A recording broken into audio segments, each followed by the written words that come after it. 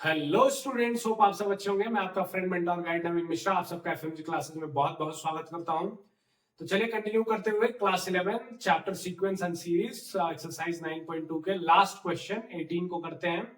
और इस क्वेश्चन का स्टेटमेंट क्या है कि difference between any two consecutive interior angles 5 degree है और स्मॉलेस्ट जो एंगल है वो 120 डिग्री है। तो फाइंड करना है अपने को कि बताइए कि उसमें कितने टोटल साइड्स हैं, नंबर ऑफ साइड्स कितने हैं। ठीक है, इसमें एक ट्रिक है जो आपको शायद ट्रिगोनोमेट्रिक में पढ़े रहेंगे तो याद होगा, और नहीं तो यहाँ पे आपको याद रखने वाली एक ही चीज है कि sum of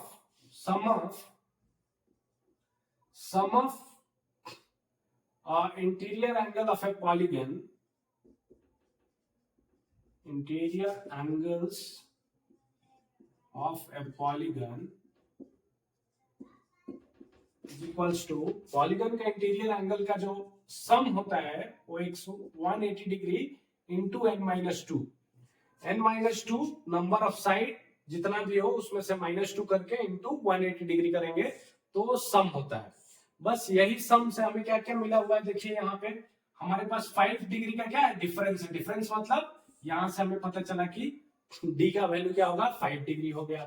smallest angle, smallest मतलब क्या होता है हमारा पहला टर्म ए कितना हो गया, 120 डिग्री हो गया। ए हमें मिल गया, डी हमें मिल गया और सम हमें मिल गया, तो हमें क्या निकालना है, एन का वैल्यू। तो चलिए सम का फॉर्मूला क्या होता है, एस एन इक्वल्स टू क्या होता है, N by two, 2a plus n-1 into D. और ये किसके बराबर है, ये किसके बराबर है, समेशन किसके बराबर है, 180 डिग्री इंटू n-2 के बराबर है। अब चलिए इसको सॉल्व कर लीजिए। तो इधर से क्रॉस मल्टीप्लाई अगर आप कर ले रहे हैं, ठीक है, तो 2an plus n square D minus N D is equals to 360 n minus ये 2 इंटू 2 4, 4 इंटू 18, 4 इंटू 18 कितना हो जाएगा, तो 0, 4 1 जा 4 एंड 3 7, 720। ठीक है, तो अब यहां से आप देख लीजिए एन स्क्वायर वाले टर्म को एक साथ कर लीजिए और यहाँ ए और डी का वैल्यू आपको पता है, वो सब वैल्यू डाल दीजिए। तो 2 इंटू ए का वैल्यू कितना है हमारे पास, 120 into N plus N square D का वैल्यू हमारे पास क्या है, 5 minus 5d 5n is equals to इधर तो 360 n माइनस 720।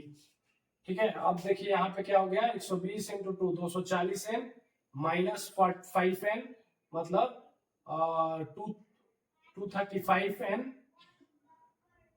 चलिए एक साथ सबको कर लेते हैं, 5n स्क्वायर प्लस 240 में से 5 गया, कितना बचा, 235 n और फिर ये 360 n को इधर ले लेते हैं प्लस 720, ठीक है, इज इक्वल्स टू 0।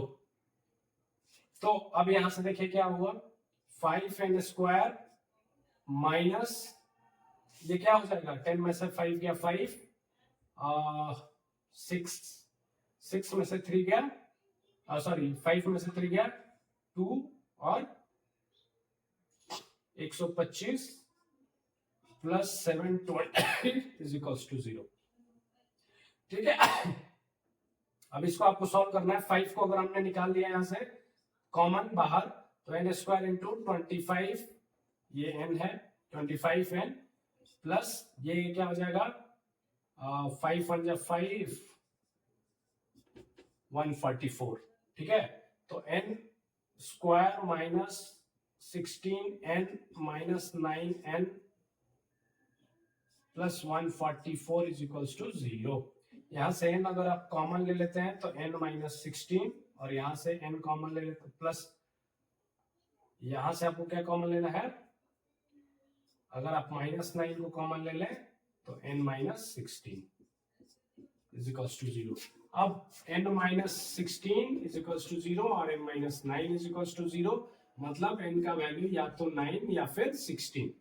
तो n जो पॉलीगन बनेगा वो 9 साइड्स का होगा या फिर 16 साइड्स का होगा, जिसका कि इंटीरियर एंगल का स्मॉलेस्ट एंगल इतना होगा और उसके कंसेक्यूटिव दो एंगल्स के बीच का जो डिफरेंस रहेगा वो 5 डिग्री का रहेगा। ओके, होप आप सबको समझ में आया होगा। आपको इसमें से सिर्फ यही इंपॉर्टेंट है, ये अगर आपको पता है कि 180 इंटू n माइनस 2 होता है sum of the all the interior angles in a polygon, तो इसी पे आपको एपी का सम लगाना है, सम के फॉर्मूला को सॉल्व करना है और जिससे एक क्वाड्रेटिक इक्वेशन बन रहा है। क्वाड्रेटिक इक्वेशन का आपको सॉल्यूशन क्या मिल रहा है, 9 and 16। होप आप सबको समझ में आया होगा ये पूरा का पूरा AP series arithmetic progression. Next class में हम ज्योमेट्रिक प्रोग्रेशन के बारे में जानेंगे, उससे रिलेटेड जो भी समेशन का फॉर्मूला है, nth टर्म का फॉर्मूला है या फिर ज्योमेट्रिक मीन का फॉर्मूला है उसके बारे में जानेंगे। फिर हम मिसलेनियस क्वेश्चन करेंगे और इसके अलावा एक हार्मोनिक प्रोग्रेशन होता है, उसके बारे में भी मैं आपको थोड़ा सा डिटेल्स दूंगा। ओके।